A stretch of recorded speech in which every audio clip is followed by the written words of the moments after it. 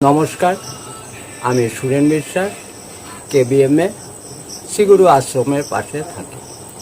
আপনাদের ছোট কবিতা আমারই লেখা পড়ে শোনাচ্ছি।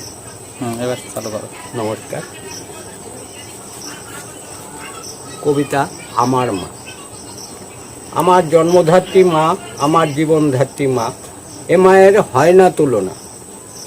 আমায় জন্ম দিয়ে সয়েছে কত বেদনা, কত আদরে ভালোবেসেছে মোরে। বিন্দু বিন্দু কত রক্ত ঝরেছে শরীরে, বেদনা পেয়েছে কত। নিজ বাহু বলে ছোট থেকে বড় করে তুলেছে মোরে। আজ আমি কত বড় হয়েছি, বসে ভাবি বিরল।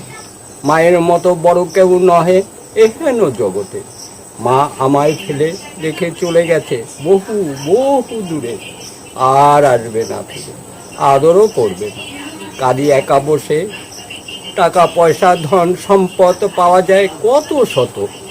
আমার মায়ের মতো দক্ষ সম্পদ আর মিলবে না কখনো। মায়ের ছবি আসনে রেখেছি, পূজার ছলে কত ডেকেছি, মামা বলে কত ডেকেছি, আজও পাইনি সারা, আশায় থাকি।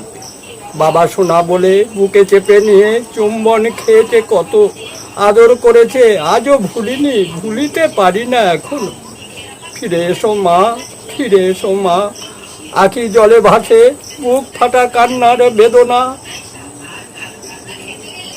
ভাসে বাতাসে কান্নার ডাক, শুনেছে কি পাও অদূর প্রান্তে বসে।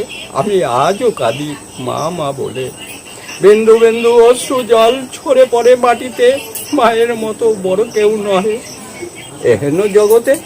নমস্কার, আমার কবিতাটা এখানেই শেষ করলাম।